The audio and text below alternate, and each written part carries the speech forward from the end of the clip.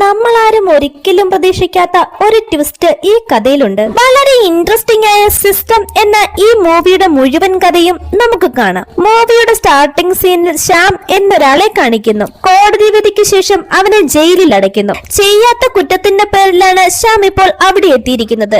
താൻ നിരപരാധിയാണെന്നും ഞാൻ ചെയ്യേണ്ട ജോലി മാത്രമാണ് ഞാൻ ചെയ്തതെന്നും ശ്യാം പറയുന്നു. നമുക്ക് ഹൈക്കോർട്ടിൽ പോകാമെന്ന് പറഞ്ഞ് വക്കീൽ അവനെ സമാധാനിപ്പിക്കാൻ ശ്രമിക്കുന്നു.